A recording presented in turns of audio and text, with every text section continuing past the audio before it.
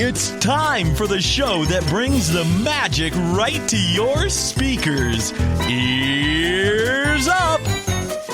What's going on, everybody? EarzUp podcast. We are back together. This is my favorite time of the week, or the every other week, or I don't know. I don't know what I'm trying to say. Something like that. Yeah, it's a favorite thing that Often we do. enough. There you go. Yeah, absolutely. Not like I'm in here every day or anything. But we are back on the show. We're talking Disney stuff, specifically Genie Plus. Now, a couple months ago, I think it was, RGH threatened me with a good time, and he goes, I've used the Genie Plus on the both coasts, so I can, I can tell you all about it if you want. I'm like, yeah, sure, dude. Let's talk about it. It's exactly how you sound, RGH. Yeah. Yes, just like that. Yeah. That was bad. Yeah. That's fine.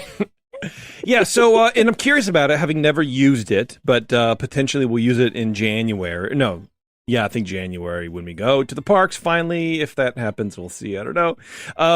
But yeah, I'm curious, man, because I've heard differing stories about it. I've heard that it stinks. I've heard that it's not that bad. I've heard that it's complicated, and I've heard that it stinks.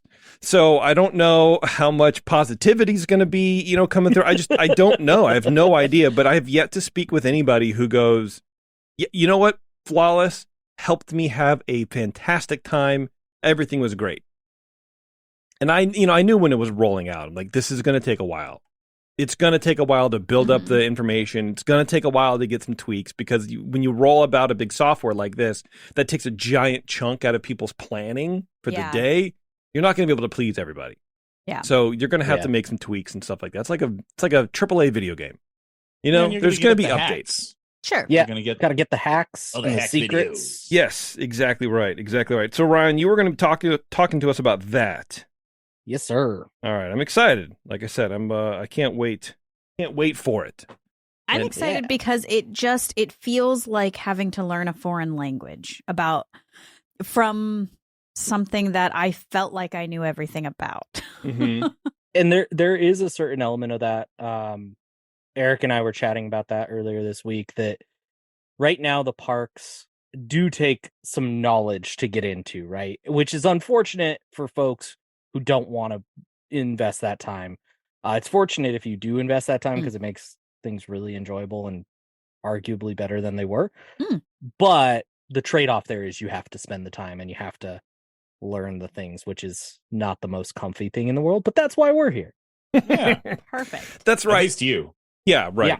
Yeah. My thing with it, again, having not used it one iota, is that it seems needless.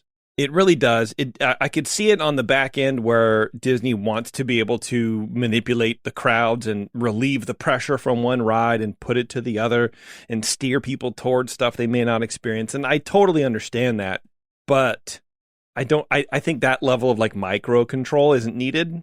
But maybe it is. Maybe Ryan that's also can tell part us. of it that's working the worst. Yeah. Okay. If we're being Regular honest, free Genie. Yeah. It's weird. Free Genie is working the worst, I would say. And I think the problem is there's a lot of companies, and not to get into the topic too much, but there's a lot of companies out there that are doing that better. Than Disney is, and so Disney's caught on the back foot playing catch up and not doing well at it. Okay, well that's the show then, I guess. Yeah, there we go. The TLDR of what's going on is that they're not doing great. No, we're going to get into all that, but of course, if you're going to the parks, be sure and hit up Concierge. Go to concierge.com first and foremost. You can buy tickets from them, and they will charge you nothing more. We got Bev over here. Nothing more than just shake your glass full of ice. It's fine. There's not a sound magnifying device in front of you or anything. I like that. put It's it fine. down below. I thought I wouldn't catch it. No, of course it is. Of course it's going to catch it. Are you crazy? What are you, crazy? Anyway, they're going to get you set up at the parks. And, even if you already know how to go to the parks and if you already know how to plan and you want to stay at a specific hotel and you don't want to deal with all that, at least buy tickets from Concierge. It costs you no extra money. And then while you're at the parks, if you want some tips or you want some help booking a reservation for a dinner or Oga's Cantina or whatever happens, I don't really know. Concierge will help you out. You get a little concierge, you can text me, go beep, boop, boop. Hey, brother, hook me up with Carthay, dining reservation things, man. I don't know, secured a big deal or something. I don't know, whatever people do when they're not riding rides at Disneyland. And concierge will help you out for free. So check them out, concierge.com. Eric. Yes. Speaking of concierge. Whoa. You want to talk Windows or what, buddy? Yeah, let's talk some Windows. You've taken over Terrence's segment, I think, and then now you're taking over Bev's Windows. Oh, Yeah. lovely. Yeah. I did not know this. This Yeah. is exciting. Yeah. I've told them this, and I've expressed my extreme feelings. Yeah. Yes, Okay. yes. I don't know, pleasure, displeasure. Let's just say feelings. You have extreme about this. feelings. You don't seem like a Yes. man that has extreme feelings. It's either neutral or you're in pain. It's neutral, Mhm. pain, and also beige. Oh, you are a beige tan boy. Yes. You love a beige color scheme. Yes. Yeah. Yeah. And right now I'm wearing a tan shirt and khaki pants. Of course which you are. worked better today when I was wearing a blue shirt over this tan shirt. Yeah, because I feel like you can't wear Yeah. two different tones of tan. They match like a Band-Aid. surprisingly well, and I did not plan that. Stand up. Let's see it. Okay. Let's All see. right. All right. We've got You know what? They do. Yes, they do match surprisingly well. However, at first glance, you just look nude. that's what I go for on a daily basis. It really unnerves my employees. You do the double take. You're like, what? I thought that man was naked. But no, he's just wearing tan. Yeah, they're just used to it now. Yeah. Okay. Instead of a never nude, you're an always tan. That's All right. Perfect. always tan. All right, Eric. What window are we talking about, buddy? Don Edgren. That's the window we're talking about. Okay. Our pal Don was born on 9/11, 1923. Oh, Yeah. Well, I suppose a lot of people were born on 9/11s. I mean, yeah. Even in 1923. It does Yeah. happen. It happened a lot, and it will probably happen again. Probably. No, just Yeah. never again. But not in 1923 again. Well, he passed on December 28th, 2006, so this is now a tragedy. Oh, man. See, Yeah. it's like a Greek story. It's a comedy and then it's a tragedy. We're all over Right, the place. Yeah. Yeah, Well, make up your Don- mind. Was he dead? Was he alive? What's going on? What kind of story is Yeah. this? So far, I give your story a 2 out of 10. All right. We got room to improve. Don flew as a bomber pilot in World War II. He worked as an engineer with a firm that serviced Disneyland, and that's how he got in with Disneyland itself and became, in what might be his pinnacle, the chief field engineer on the Matterhorn. Okay. Chief field Nice. engineer. Yes. Okay. Oh, okay. So he's like the Yes. head engineer in charge Yeah, of the Matterhorn. Yeah. Boots Okay. on the ground. This is how that should work, Okay. sort of guy. Gotcha. Yeah. All right. Yeah, so let's rewind to 1942, years after he was born on September 11th. I don't know if he joined the Army Air Forces on September 11th, but he joined them and flew 45 combat missions in the Pacific during World War II. Wow. Wow. Jeez. Don, after the war ended, got some odd jobs around town, got a degree in engineering, and then in 1954 through 1961, he worked for the company Wheeler and Gray Structural Engineers. This company was one of those that was contracted to help open Disneyland Park, and they continued to consult for years. You don't hear a lot about Wheeler and Gray. You hear about companies like Aero Development that did a lot of the rides. Yeah. Mhm. Right. But Wheeler and Gray were there for a lot of this as well, and they continued to help out for a long time. In June 1961, he was offered a job at WED Enterprises, so heading over to become an early Imagineer.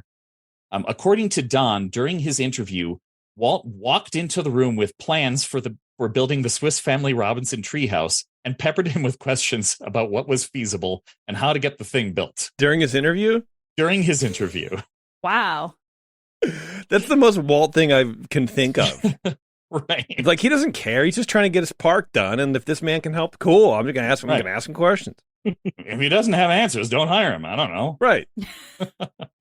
But also, like, pay me for my ideas, man. I suppose eventually they did, and he worked for them for a while. True. Apparently, Wheeler and Gray are still around. Ooh, Consulting engineers. Nice. Still consulting. Yeah. Still engineering. Wheeler and Gray. That's actually their tagline, which is weird. Yeah. Wow. Yeah. Are you on their website? That's so odd. 1963, Don went to New York as the lead engineer on the Ford Magic Skyway as part of the World's Fair. Nice. In 1969, he moved to Florida to be the vice president of Florida Engineering. Not just engineering, Florida Engineering. Yeah. Instead of stand your ground, it's level your ground so we can build on it. There we go. Yeah. Yeah. Well, he helped build the place, and then he became the VP in charge of Walt Disney World. In 1974, he was the lead engineer on the Magic Kingdom Space Mountain. And then he briefly left the company to pursue some other endeavors. In 1979, he returned. Yay! Don was back. Because he was invited back to become the director of engineering for Tokyo Disneyland. Oh, it feels like that's a big job. Yeah, that time it feels like there's a lot of people who left and then came back. There's like sort of like a revolving door of talent in the 60s and 70s that I wonder if it's because Disney World was going and they needed that push to, they needed old hands to, help out in that regard. So I don't know if they were like contacted and reached out to and said, hey, let's get Don back in here and get all these people or what. I also wonder if they left around that time because if you think movie-wise, there wasn't really a lot of great movies at that time. Like in that time frame, like 60s and 70s, right? Like it was kind of like before then there was a lot of good movies, and then in the 80s there was good movies, but that time period there wasn't a lot. I think the work was drying up for people who were in the physical building aspect of the company. Yeah. Well, at the time that they built Tokyo Disneyland, they were also building Epcot. So they needed tons of people, and they needed people they relied on. So they called Don. Don moved to Tokyo for several years. Can you imagine a man who's, 1979, 56, a 56-year-old World War II veteran who killed a lot of people in the Pacific. Moved to Japan for 4 years. That's got to be either uncomfortable or like, he's just king of the world at that point. He's walking around like, I basically own this place. I mean, probably not, More often than not, these people, from World War II, like, look, it was a job. I was doing my thing. You know what I mean? I don't think there was a whole lot of like identity really built into them serving, as veterans maybe, but I don't know. That's the vibe that I get. No, that's fair. Yeah. Not like it is now, I feel like. Most people didn't brag about what they did in the war and the way. Yeah, you didn't talk about it. Yeah. Well, even like my grandpa, he flew like it was a PB 89 or something, like the Black Cats, the big recovery ships. He was like a radar radio guy. And he would go and like his crew would like pick up the guys who got shot down in the Pacific Theater. Oh, cool. Wow. Yeah, so it's kind of neat. But he never, like, I talked to my uncle about it. He goes, I don't know, Dad never really mentioned it, So, like, some of what we know is, like, in history books and it's online, but he never talked about it. And he wasn't in a gunner ship. He wasn't, shooting people down. He wasn't on the field. He was running radio and radar. And it's like, pulling sailors out of the water, pulling them off islands and stuff like that. And, but he didn't talk about it either. So I can imagine that. Yeah. So it's weird. You have that generational story sort of like locked behind, I would say the paywall, but that would tip you off that I'm too online is when I call things a paywall. Yeah. Yeah. No, I get it. My grandpa did the same thing where when I asked him about World War II, he would just talk about, it was great. We were on this big boat and it was great. We would fight for it. Basically, whoever won whatever contest they had could sleep in the hammock at the front of the ship. Nice. And I'm like, that's it? Oh, one time we got bombed. And my station, I almost died, but I was downstairs fixing a sink. What? I guess lucky. Right? Yeah. Like, thanks, Grandpa. Same thing. I feel like the people who are like proud and vocal about it, it's not about what they did. It's about I was there. I Yeah. guess. Yeah. And Yeah, he was always think proud. that's- He had pictures of the ship and everything that he was on. And I think it also differs by which theater they were deployed in, because I feel like folks who were deployed in the European theater tend to be a little bit more vocally proud than the Pacific theater. Yeah, Pacific Theater on boats in a plane. That seems like Yeah. easy. You're not digging a trench and living oh in a yeah, trench that's really foot. easy. Yeah. Yeah. Anyway. But yeah, Grandpa was Coast Guard. He was proud of what he did, and he never talked much about it. And Welcome was to too young to really Hardcore dig it out of History him. Podcast. Yeah. Dan Yeah. Carlin, eat your heart out, brother. We're coming for you, buddy. History Well- Podcast. Anyway, go ahead. Well, Don Edgren, talking about history, moved to Tokyo for several years to set up Tokyo Disneyland. In 1983, he returned to the USA and was now the director of all project engineers for the entire company. And several years later, in 1987, he retired. 2006, he was named a Disney legend, along with, at this particular session, Elton John and Peter Jennings, people that had nothing to do with Don Edgren.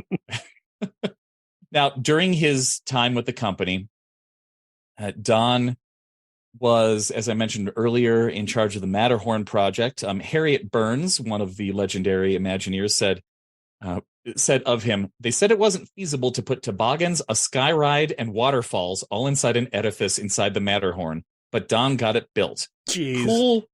Cool was his middle name. Oh, He was a yeah. wonderful guy with a great sense of humor. I love Aw. that. That's so nice. Don Cool Edgren. He was one of the lead engineers on New Orleans Square. Oh, he man. was- Yeah, one of the leads on Pirates of the Caribbean. Okay. And he was one of the people that figured out how to take the ride underground, go under the berm, and extend the ride. Wow. Marty Sklar said of him, regarding his involvement with Pirates, he said, Don knew it was an engineering challenge, but he had that can-do spirit. Nothing was impossible. And he worked on Space Mountain, the one that opened in 1975 in the Magic Kingdom. His wife said of him that he loved to wear, when he worked in Florida, he loved to wear his waders and muck around the swamps with Walt and Roy. Oh, my God. That would be cool, though. I mean, that's some good stories. Right. Oh, yeah. Just hanging out with that crew, trying to Yeah. figure out where they were going to do any of this. Yeah. His daughter said of him, I can't think of a soul who enjoyed life more than he did. Oh. Isn't that the point, man? That's so cool. Yeah. Good job. Now, of his windows, plural, he has one at Walt Disney World on their main street. The window reads Superstructures Incorporated, Don Edgren. The window we're talking about here in Disneyland is Yes Men Engineering Associates. Yes, No man. challenge.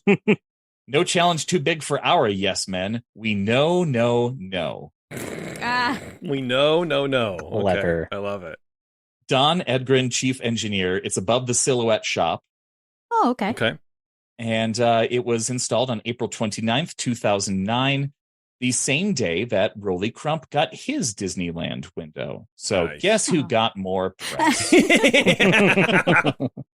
Yeah. I mean, look, man, it happens. You know, I do sort of feel bad because it seems like he's been outshined by Elton John, who is a literal knight, right? Sir True. Elton John, and then Rolly Crump, who friggin' should have been. You know? And he Oh, also has well. to share that middle name with Rolly Crump, because I feel like Rolly Crump's middle name has to be cool as well. Really Something cool like Crump. that, yeah. Definitely. Oh, gosh. Well, that's our pal, Don Cool Edgren. I like it. Nice job. Very good. I wonder when they're going to start selling, like, Main Street window merch. Like shirts. I feel like people would wear a shirt with, like, the windows on the back of it or something like that. Yeah. You know, you have Maybe one like for a each. silhouette of like Main Street on Maybe the that's your front job. breast. I think that would go against so much of my like don't steal other people's art ethics that I couldn't do it.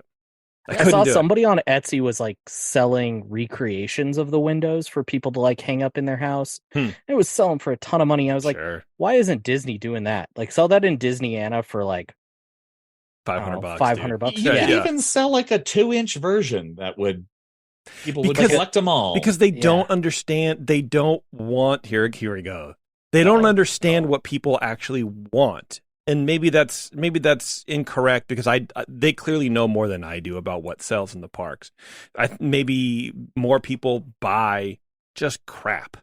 And so they can the markup on that, like $22 for a tumbler, like you're making $15 on that every single time. Whereas the Disney stuff, maybe, I mean, we go in there all the time, or we used to. Rarely have I seen anybody checking out. Well, in that also store. Rarely have we checked out.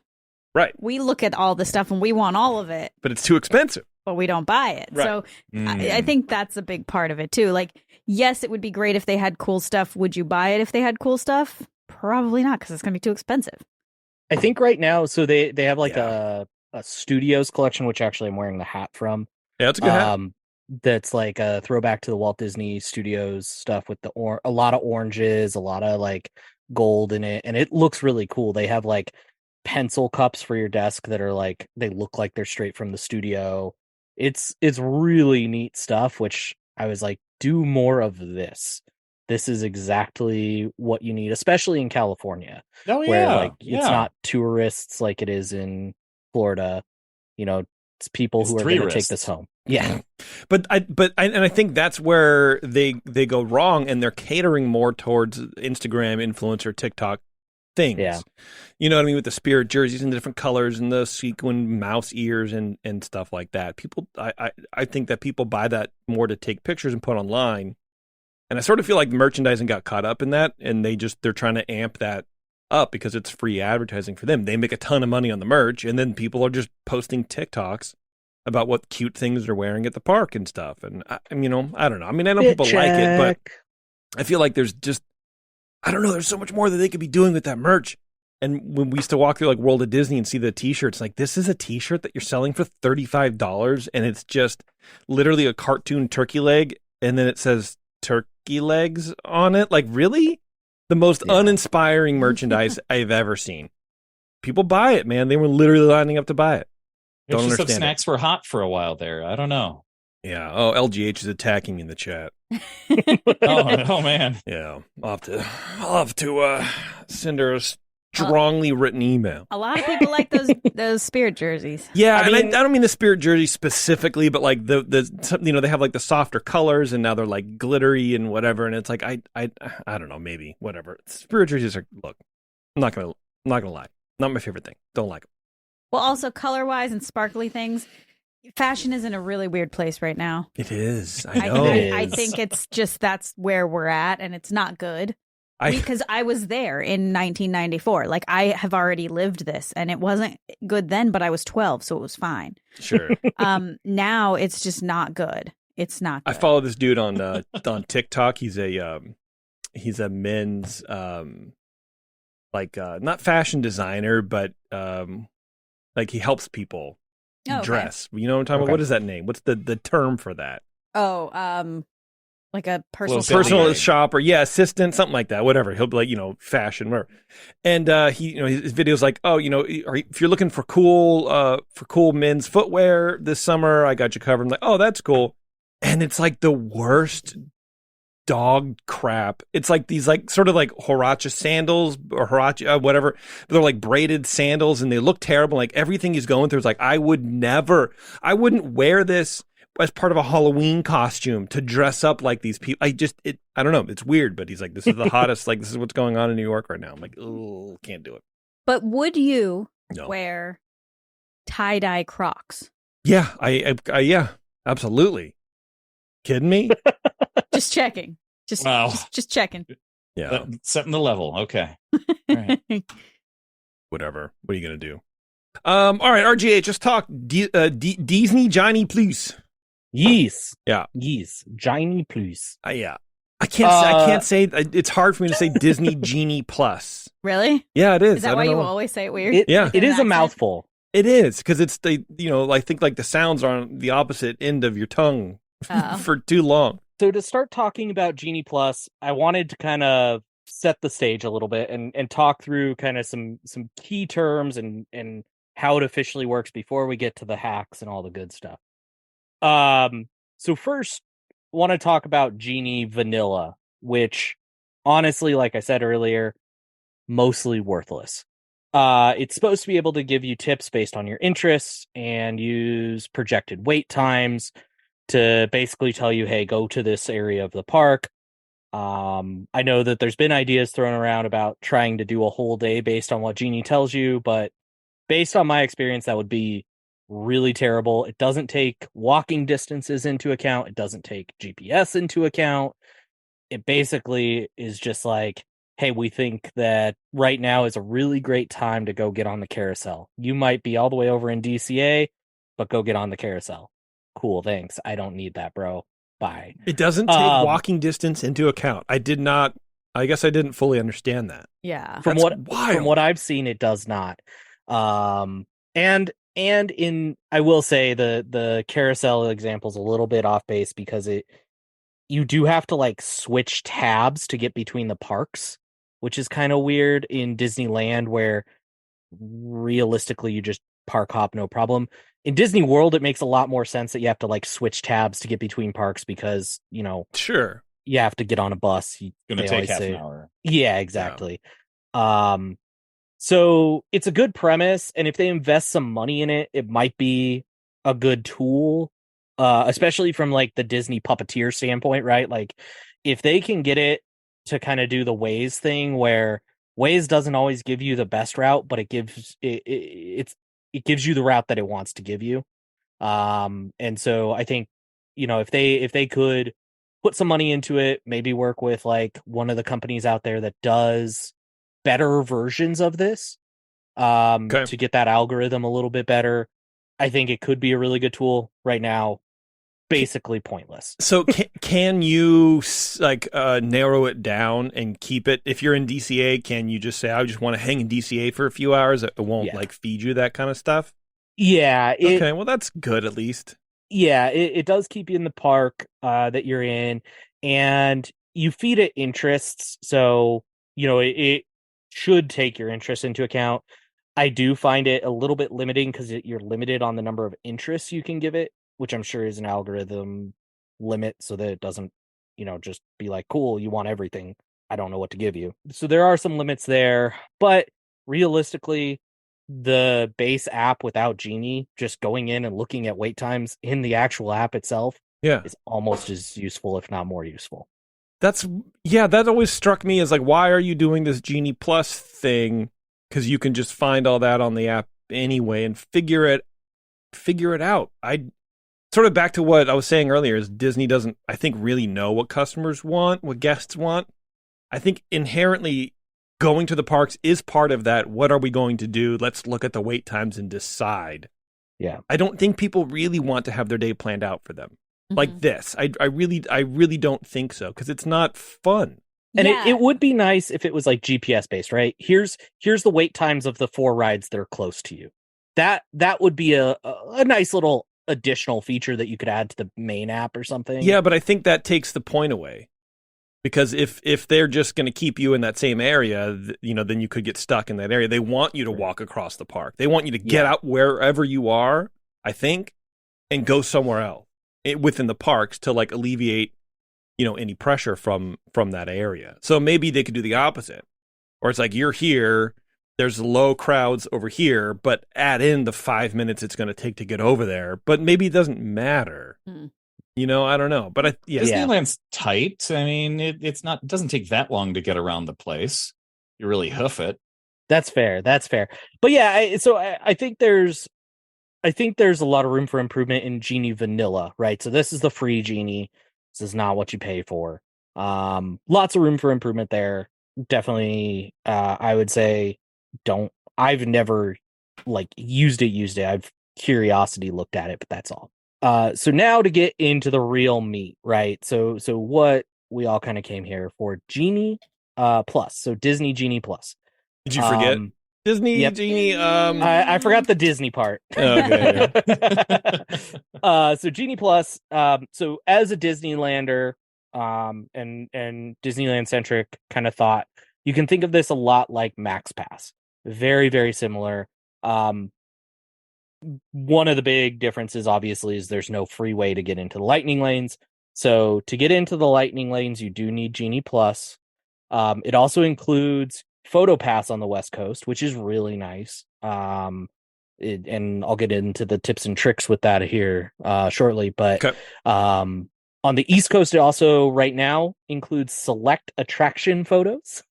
Ooh, I love it. Seems it makes me sound like I'm getting a little bit more for my money. If you call it select, yeah. Yeah. So it's like, well, not Yeah. everything, but No. you don't need everything. We'll just give you a little taste. Like, oh, okay. Yeah. Because I feel like giving me too much, give me everything is be too much. It's like, Yeah. well, then I'm going to take it for granted. But select, Yeah. Just select. okay, all right, here we go. This is what I've been waiting for. I'm clearly a VIP. I don't get everything.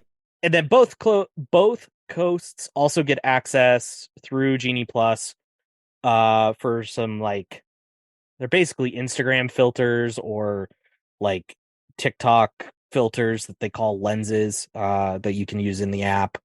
And then also some audio content.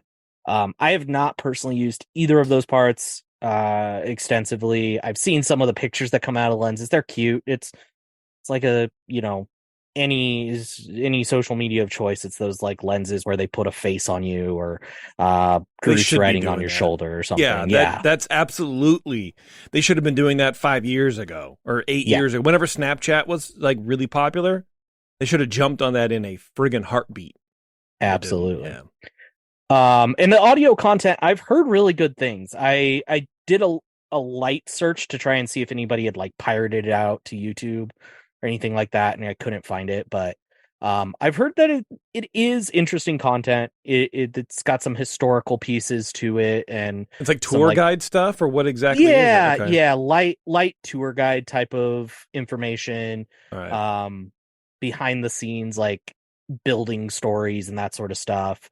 That's cool. The idea is you walk around the park and you listen to it. I wonder how many, what percentage of guests do that? 2. Yeah, I 2%? would guess super low. Or two guests. 2%. Yeah. All right. Yeah. Maybe 20 guests in a day. I don't know. Again, because part of your experience is listening to the background music, Right. to the like, area who wants music. to have like headphones on and just be, I don't know. It's weird. But maybe if I don't know. you're standing in line, maybe if you're by Yeah. yourself. Yeah, Lines, standing in or- line, sure. I get that. Or as an AP who's there like every weekend and you're just like, you know what? Okay. This trip I'm gonna do the audio thing. I'm just gonna figure it out. Yeah, you know? I guess it's something. I mean, look, I don't know why I can't understand it. It's what we've been asking for as guests forever is extra content that's free. Right. But can you, I I mean, maybe RGH, maybe you have done this, but I can only imagine how terrible it is. I've Oh. heard it's not bad. Really? I've heard that like who was it that it might have been Jimmy was talking about it. Oh, well, Jimmy likes everything. You can't take Yeah. whatever he says. Someone stepped on my foot and I loved it. I thought it was, absolutely invigorating. It was like getting a massage. Yeah. Yeah, I I have thanked heard them it's- and I it's paid for not- their dinner. It's not the usual Disney like super saccharine, super sanitized kind of stuff. It does have nuggets of interesting bits from what I've heard. Again, I tried to see if it was pirated online. I couldn't find it Mhm. anywhere. I didn't search very hard, admittedly. Do you have to be in the parks to hear it, to do it? Yes, I believe Okay. that it is GPS based on that.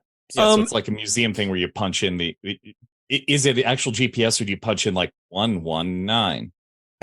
I no. Don't know It's for sure on that paintings. one. Yeah. Well, classically, he used paint. In much the same way we built buildings by using other buildings. But yeah, That sounds cool. It sounds cool. Hopefully, like you said, maybe it's not as saccharine. Hopefully it's not like the podcast, the travel Yeah. Disney plan, Oh, Disney gosh. podcast, which Jeremy was listening to the recent episode and like kept sending me clips. Well, that's what made me Homie, think like it's this can't awful. be good. Oh but- my God. Yeah. Yeah. yeah, I think this because lady- it's a thing that that somebody's paying for and they've already suckered into the marketing. It's not. Yeah. It doesn't have Mm, to go through those filters. Gotcha. Yeah, exactly. One of the hosts, I guess, on the recent show admitted, which I have to admit, we're talking about DCA, I love the attractions here. I have to admit it. So Yeah, I love the Cool. purpose of the park. I you know love what? it. She's really brave for admitting that. It was So brave. Not everybody would daring. admit that they like the attractions. yeah. I mean, in DCA, Yeah. like That's almost as hot a take as Terrence's. Almost. Yeah. Anyway, go ahead. So that's Genie Plus. That's what it gets you. As a reminder, unlocks the base lightning lanes. I'll talk about individual lightning lanes here second, but Okay. Gives you photo pass here on the West Coast. East Coast, you select attraction photos. Mm-hmm. And then the filters and the audio content. I wonder why. So I'm going to keep doing this the whole show, which I No, can't you're good. because we have You're half an hour before the secret show. I was going to say, I wonder why Disneyland, like, yeah, take photos of your PhotoPass screen. I don't really care. And then Disney World's like, nope, can't do it at all. I wonder what that is. Do more people in Disney World pay?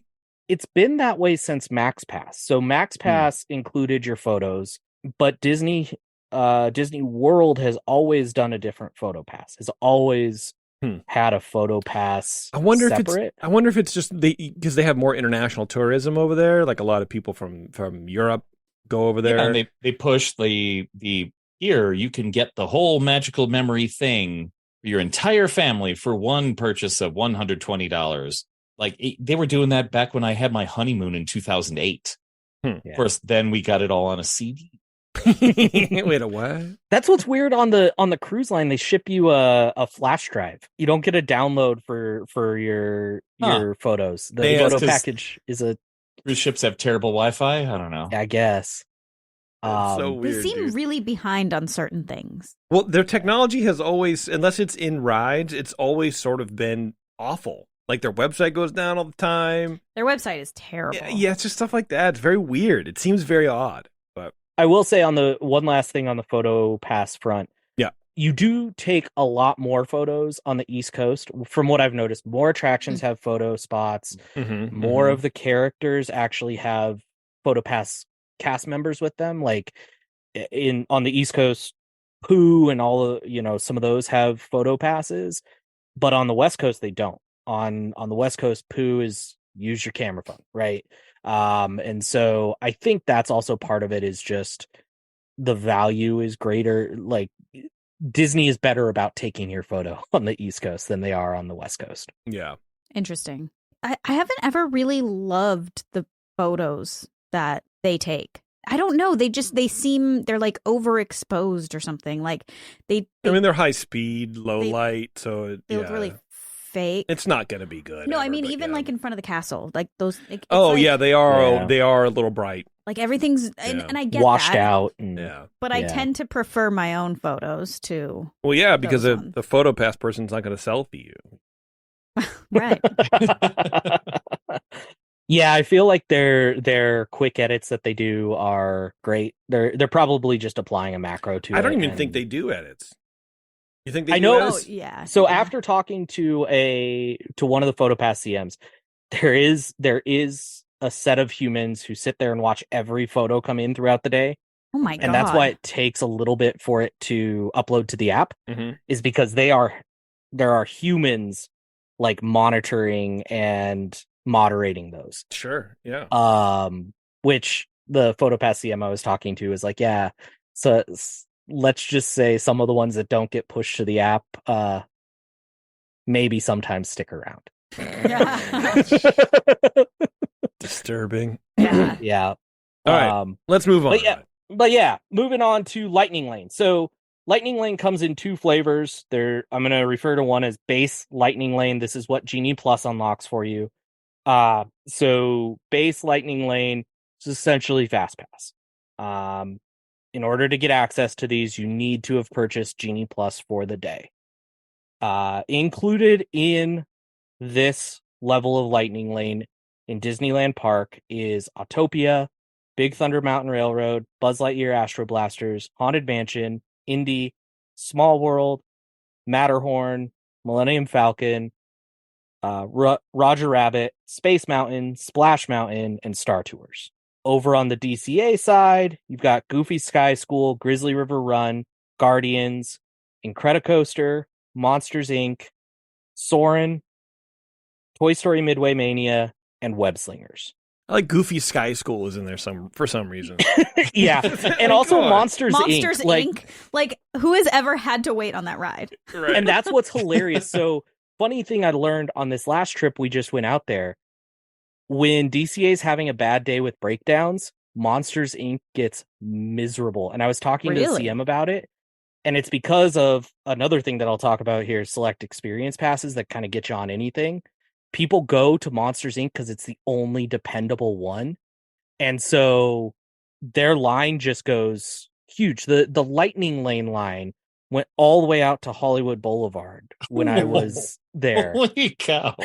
Good gravy. God, on a And day it's like because that, I would everything else was closed. Yeah, I would go back to the hotel. I would just Yeah. back to the hotel, Not doing take a rest, sit on a bench on Main Street. Like, I don't know, anything but AKA any of the that. best ride, the best attraction. if you do admit it. Yeah. So then you have the individual lightning lanes. So individual lightning lanes, these of note, you do not have to buy Genie Plus to get access to these. You can just pay per ride on these specific rides. So generally these are kind of the best of the best or the newest. What's interesting is, so Disneyland Park, that's very true for. The two that are on there right now are Mickey and Minnie's Runaway Railway and and Rise of the Resistance. Two big ticket attractions. Star Wars, almost every time I've looked at it for Rise of the Resistance, it cost the same for the individual Lightning Lane as Genie Plus for the day. Which we'll get into my hacks, because it's stupid to pay for both. I'm not going to put it any other way. It is stupid to pay for both the same day. And then over in Disney, in DCA, Radiator Springs Racers is your only individual lightning lane. Web Slingers recently came off. It was once part of that, but it came off. So, Okay. When you have the Genie Plus, the base, is Mhm. that for both parks, or are they two separate? yeah, if you have a park hopper for the day, it works for both. You pay Okay. one. So if you Awesome. don't have a park hopper and you buy it, obviously it only works for the one park you're in, but you're technically still paying for both, right? Yeah. Is it the same price? Yeah, I guess it's a better value if you have a park hopper.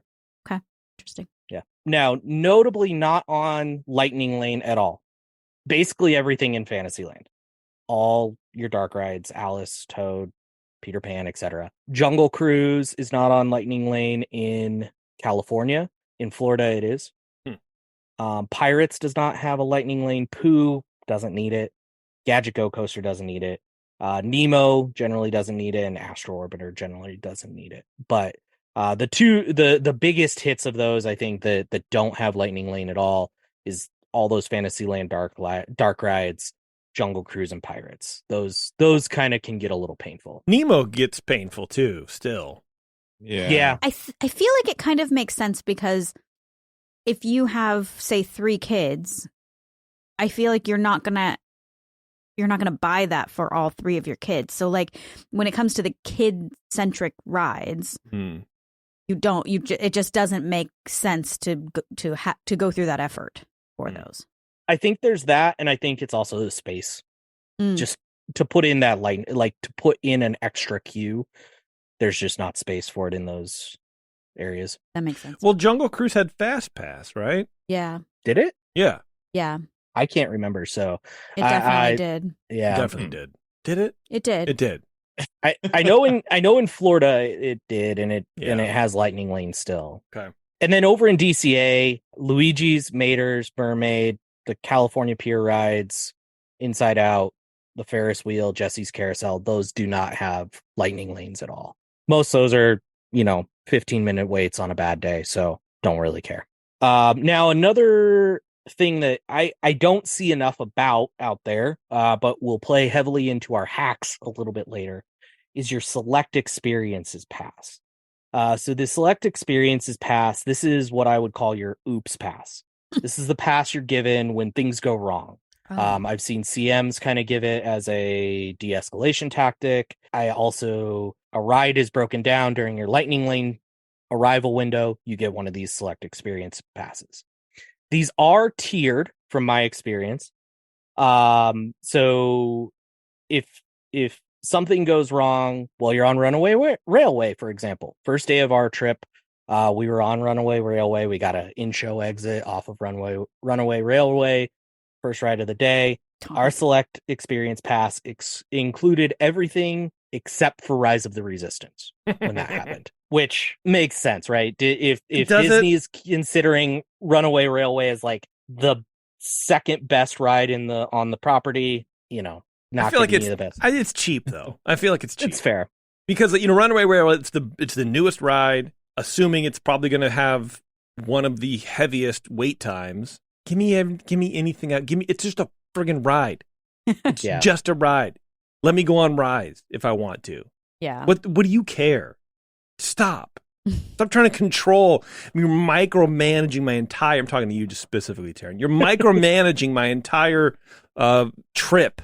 Well, but let's say there's like, I don't know, how many people would they give that out to that are standing in line for? And that is what's interesting. So I also received a Rise of the Resistance select experience pass when I was in Disney World. That included everything at Hollywood Studios. Literally, I could go on anything with a fast pass at that point.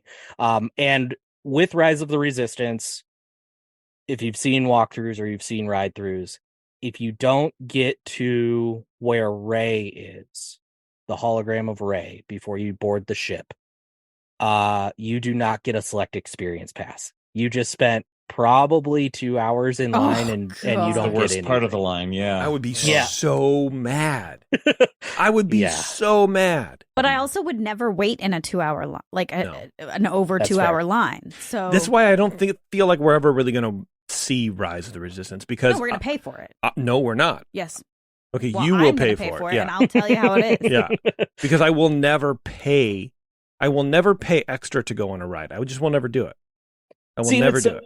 It's so funny because we've circled back, right? We're back to ticket books, essentially. Yeah.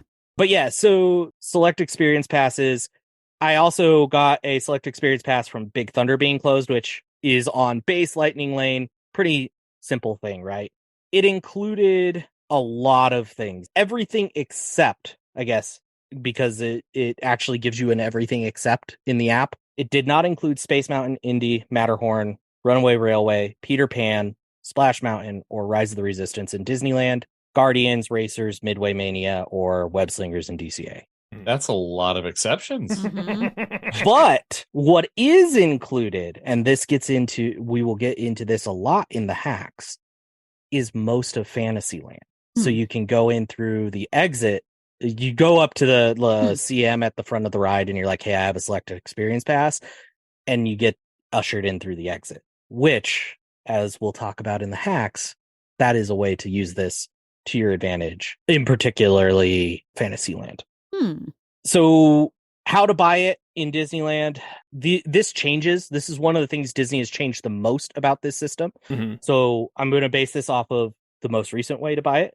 On the most recent trip, you could either buy it for your full trip, all days, all guests up front when you buy your package through Concierge, or you could buy it morning of once you had scanned into the park for that day. Nowhere in between. You couldn't add it on without canceling your whole trip and rescheduling it.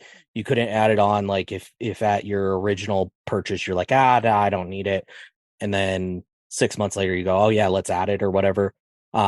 That doesn't work. You have to wait until day of. It is a set price of $25 per person per day when you buy it in advance, but it is variable pricing when purchased day of. So it is flexible pricing day of. Upgrading ahead of time has been one of the things they flex the most on. So if you're planning a trip, talk with your concierge.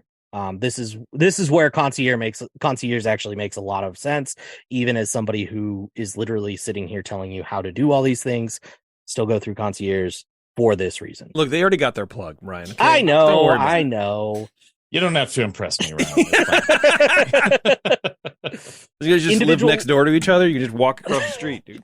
Oh yeah, that's all. Yeah, of, let me head over to his Colorado. room now. It's Yeah. Yeah. You might as well unshackle him first, but high five. Individual lightning lanes can be purchased day of, and they are variable cost. So those are also, I think I saw something crazy as high as it's like upper 30s. Oh, I think and that was like Thanksgiving and Christmas. Like that was like Rise. Yeah, Rise. no, Now, most days it is down at the like 20-25 mark, which is still that's a lot. more sensible. It's still a lot. You want to pay that, kudos to you. I'm definitely not trying to say that anybody who pays it is, has too much money, but that is, I don't know, man. I couldn't do it. I can't do it. I can't morally. I can't do it. Yeah, it's tough. I just think about the dumb stuff that we buy at Disneyland. Like what? Name 10 things we've bought that were stupid. Look around. I don't know. Anyway, there's a lot of dumb things. Like a $7 churro is dumb. When have we bought a $7 churro? You've moved on from stuff that we've bought? I'm not giving you receipts. I'm Okay. just letting you know there's a lot of dumb things to buy at Disneyland. Yeah. I think I wouldn't buy a $7 churro either. I will say Rise of the Resistance is awesome. Hands down, one of the best experiences, if not the absolute best experience in the parks right now. I'm glad. And for every person that has a different value, right? Mhm. I will say I have purchased individual Lightning Lane for Rise of the Resistance before, Mm-hmm. and I felt like it was worth it. But again, I'm also a huge Star Wars nerd, and like it was. I calculated it in like a souvenir for that day. You think about it like as your souvenir for that day. The memory is your souvenir, if you will. Yeah, all right, whatever. Who cares? Let's go. Move on. Move on. So in Disney World, you can only buy Genie Plus day of. It is variable cost by date. Starts at $15 a person a day because you don't have that photo pass element, so it is a little cheaper usually on the East Coast. You can buy Genie Plus as early as midnight of the day you're headed into the parks. Don't have to be checked in. On my most recent trip in 2021 to Disneyland or to Disney World, this meant we were basically finishing our night by buying Genie Plus for the next day. So not setting an alarm for midnight, but instead you're usually going to bed in the parks at about midnight. So, hey, cool. Let me get on my phone, grab Genie Plus for the next day. smart. How you officially use it. So how it officially functions by Disney's standards. Starting at 7 a.m., you can make your first ride selection. After your first ride selection, you can make your next selection after one of 5 things happens. And I know this sounds complicated, but stay with me. Okay. They make sense once you hear them. Okay, And then once you hear the subcategories, you'll really get it. yeah. So you use your Lightning Lane, right? If you use it, you can get another one. If your Lightning Lane window closes.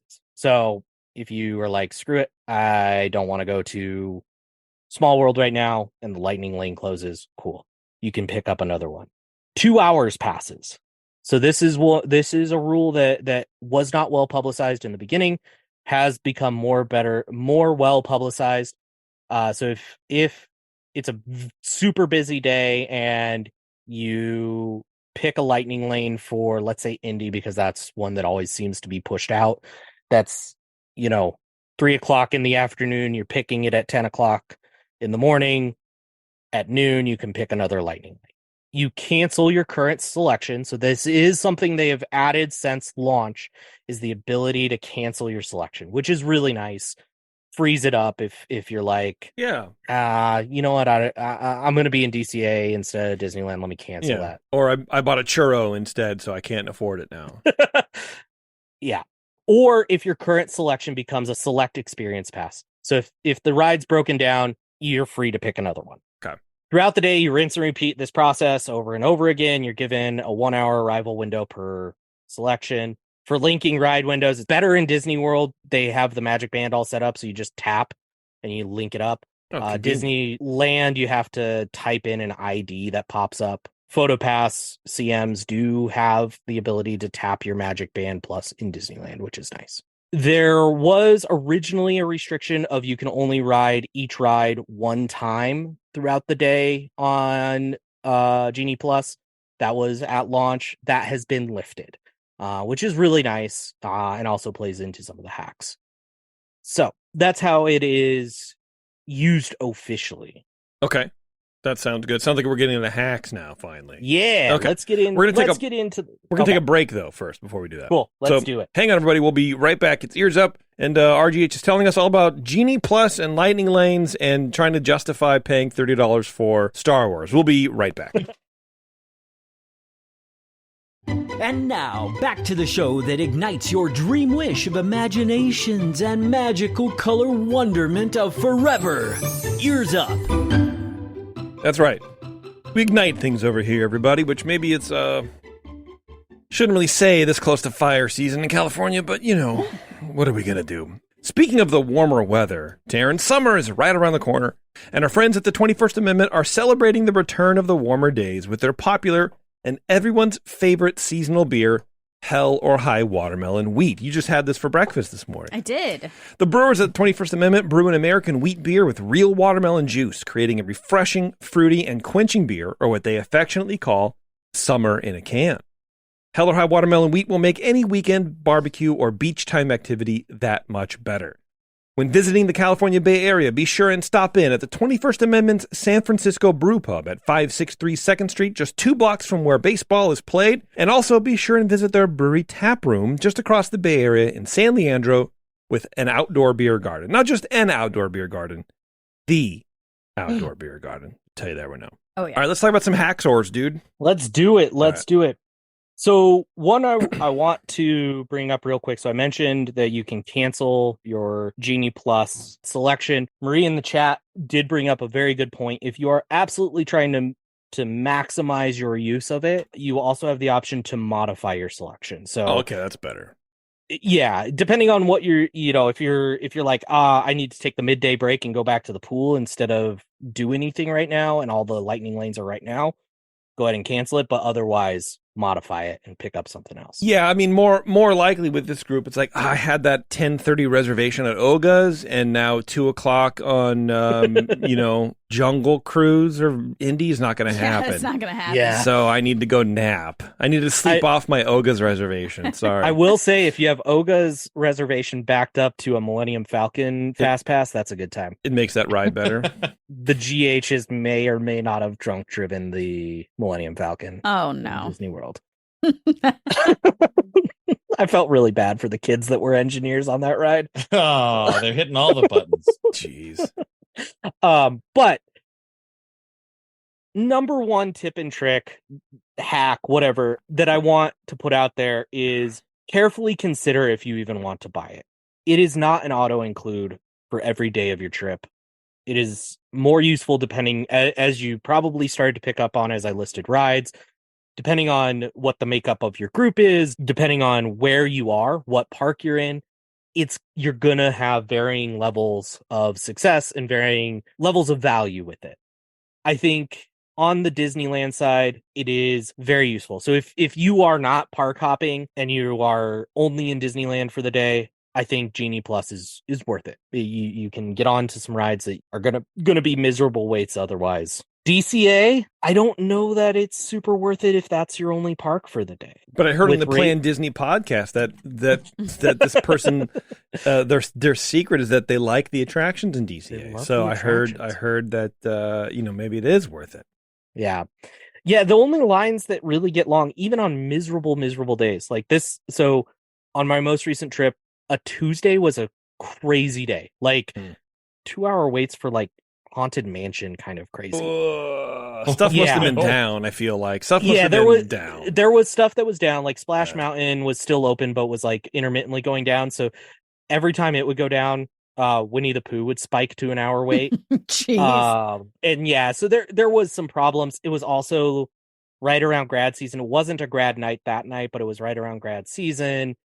And I walked past 2 CMs having a conversation of why were we getting crushed today? It was just one of those unlucky days where you end up in the parks. One of those days. Yes. Everything. DCA, maybe not super worth it. In DCA, even on a busy day, the rides that get long are Guardians, and that's about it. Everything else is going to stay under an hour. Even Web Slingers, which is the brand new thing, super fun ride. I liked it, but still stayed under an hour generally. So because I feel like it's not for everybody, and I feel like they messed it up by having the toy that makes you shoot different stuff. You mean this one that's right up behind me that's mounted on a 3D there printed you go, hand? Yeah. But it's nothing against anyone who bought it, but I feel like it's you are. And we said this when it was announced that they were selling these things, where you sort of now have two classes of people riding this ride. And I feel like it's going to prevent people from riding it because they can't do the big thing. They're only relegated to just being a plebe, and they can't have the cool web shooter because they don't want to pay the $50 or whatever. So they're highly discounted right now. I Interesting. will say. I wonder why. I suspect, based on and this will get into one of the topics that I'm going to cover in some other episode of this show, but there's a lot that's about to change in Marvel in Avengers Campus, I think, based on what was on sale. There was like 30% sales on certain characters, like any merchandise from certain characters. There was the like specialized web shooters were they were like, I think the base thing that you have, because you have to buy two things. Oh my! Of course you do. Yeah. Well, I guess you can buy one thing and use it, and it makes sure you shoot two webs at a time. And then to upgrade it, like to do the Iron Man thing, like I have, you have to buy a second thing. Some of those characters were more than 50% off. Some of the like second upgrades were more than 50% off, and the base like the base thing that you get was, I think, 50% off. So that tells me that they're either spinning it down or something. But you can't, right? You can't fully get rid of it. Mm-mm. You can't. I mean, it's still in the It's in the programming, so people can bring it, but you don't have to sell it, I guess. Do you want to know my hack for this ride? Not going. If you want to do it, go single rider. It's a great single rider because you get to see the pre-show. You get to go down a different, slightly themed hallway than everybody else. And in the end, you get stuck onto a ride with a dad and 3 kids. And everybody's just going like this. And at the end, somebody goes, "Wow, that guy got a lot of points." And you're like, "Yes, I did, children." And then you leave. That's fair. That's fair. I have a question about your wand thing that you bought. Your wand. Yep, that's what it is. It's a wand. I mean, I have one of those too. Yeah. And a lightsaber. Will you bring it back with you when you go? Will you remember and will you consciously do that? I will. And part of why I have confidence that I will, and I'll share this. I brought my wand to Florida. I bought it in California. I brought it to Florida with me. I have 2 Savi's lightsabers that I've built that I have brought back into the parks. One I built in California. I took it to Florida. The other one I built in Florida. Lisa and I have 2 of the Droid Depot droids that we're working on customizing and like painting and distressing. And we have taken them back to the parks. And in fact, I just booked a Disney cruise through Concierge, and you can't take the droid on the cruise ship, but I'm taking like a small model of it to like take fun pictures of. Nice. So I'm the guy who does bring all that back. Okay. But does the average kid who begs their dad to buy them the Iron Man thing I don't think people. I tell you what, if Alice had that and we were going back and she's like, "I want to bring the thing," I would no. Because then now we have to pay for a friggin' locker to put it in when we're not using it. And then if we're in DCA and we want to do the thing, you have to go back over there and get your lot, and then do the thing. Yeah. Absolutely not. I talked to a guy in line when I was wearing mine to go do because I bought the Iron Man one.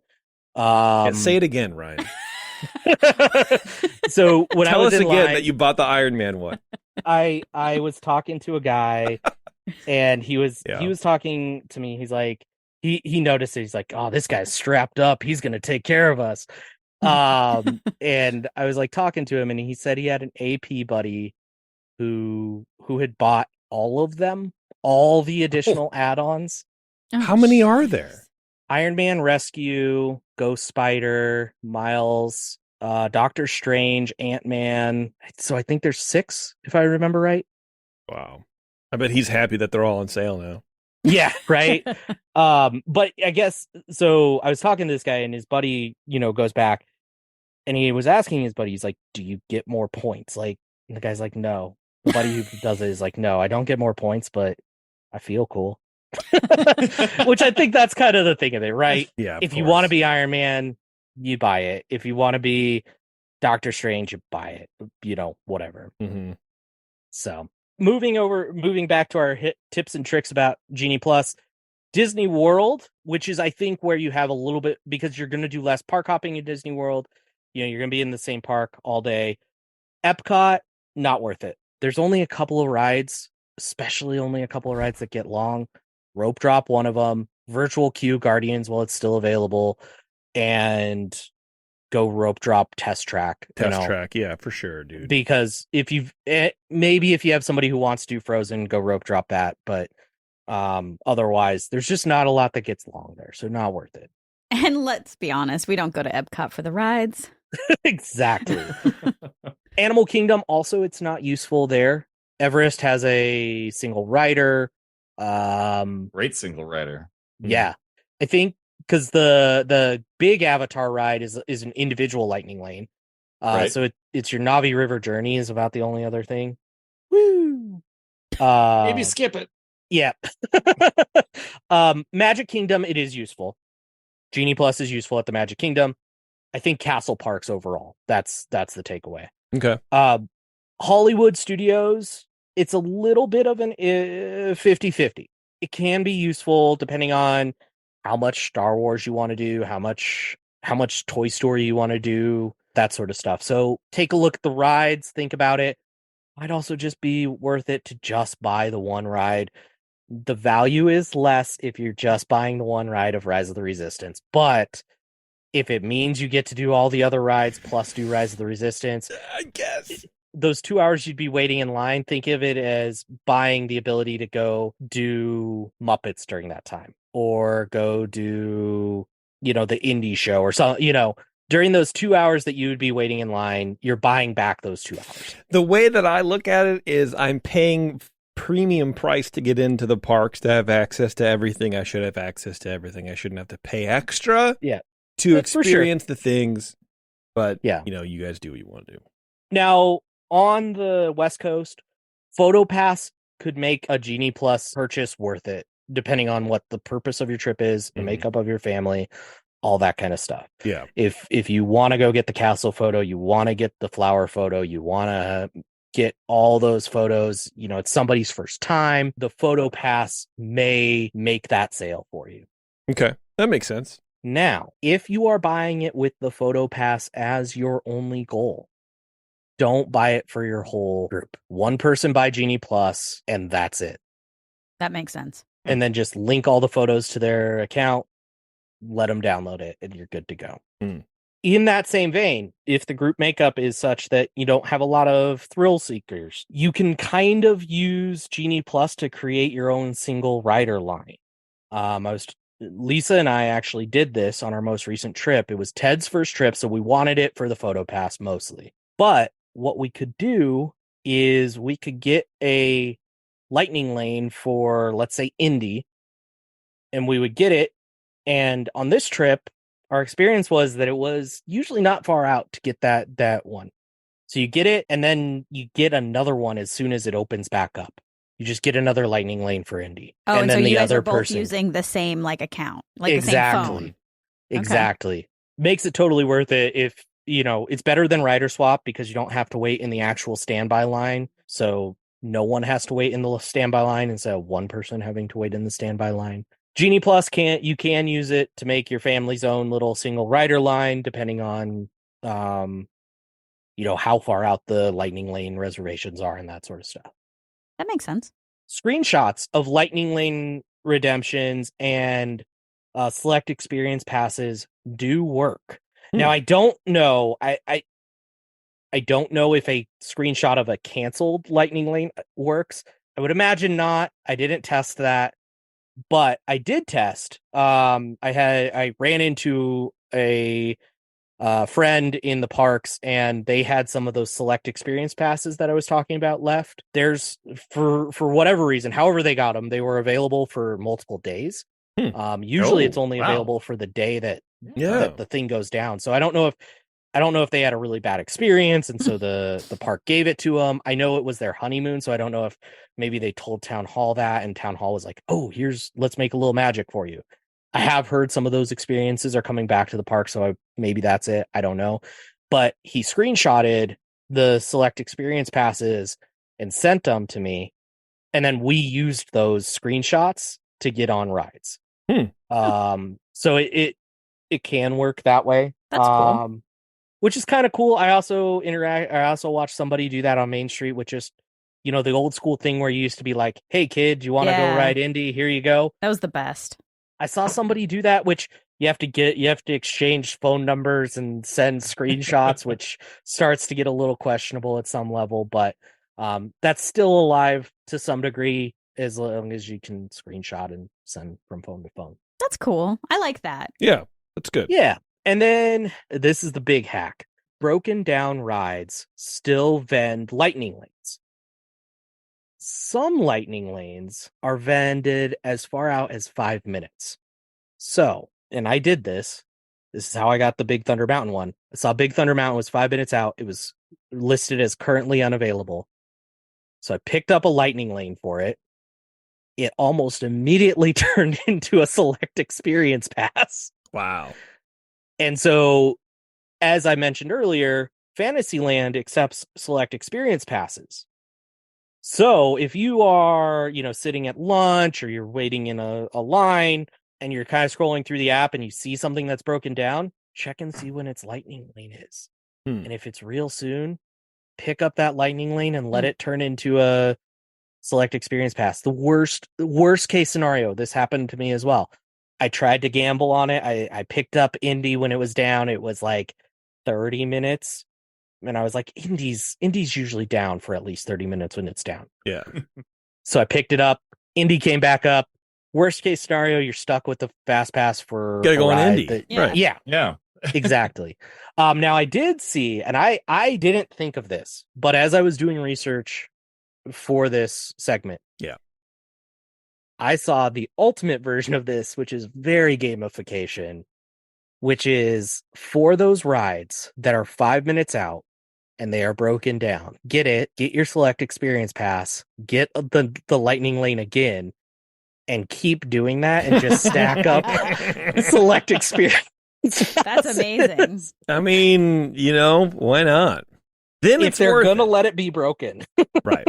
And do those select experience, those just pop up automatically for you when that happens? Yeah, you just get a little push notification on your phone that's like, hey, something has changed about your plans, I think is the way it says. And you open it up and it's like, okay, cool, this is a select experience pass now. And they're for the company, they're surprisingly giving with those. If it is like 5 minutes into your window and it is broken down, it turns into that select experience pass right then. It's not all the way, it's not if it's broken down for that whole hour that you have to arrive or anything like that, or like up until the last 5 minutes they wait to give you that. It's pretty right. It's pretty immediate. That's cool. Which is nice. Yeah. That is the big hack, is the broken down. That's a great hack. Yeah. Marie's in the chat. She's like, oh man, I was hoping that no one would talk about that. Sorry, Marie. All I kept thinking is like, oh, here's our headline for this show. This is what this show's about. Is that right there? Yeah.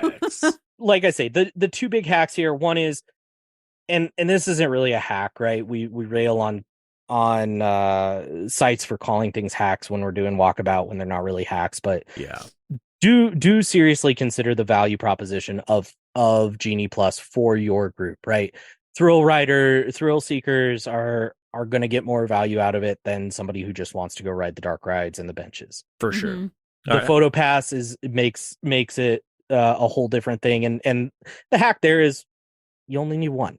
You don't need everybody to have it. There you go. If you're just looking at the photo pass. All right. What else do you got? Because we are late for Secret Show, people. I apologize. That is all I have. It's not your fault, Betty. All right. Very good, Ryan. Thank you very much. I feel like that is useful information, and I will not give Marie your email address so she cannot harass you. Okay. We are going to get out of here if I can do my thing properly. There we go. Trying to get my thing. Let's go. All right. Yeah, we are popping right over to the Secret Show. That link is already in Patreon, so go ahead and check that out and meet us over there. We're going to go make the drink real fast, and we'll start the news. I got a ton of news. There's a lot going on, actually. Ryan, thanks a lot very much, man. I appreciate it. And if you want more of Ryan, you can catch him on Puny Pod. So go subscribe wherever greater podcasts are subscribed to. And all that kind of fun stuff. So, yeah, thank you very much. We'll see you guys on The Secret Show. And until next time, we'll see you in the parks.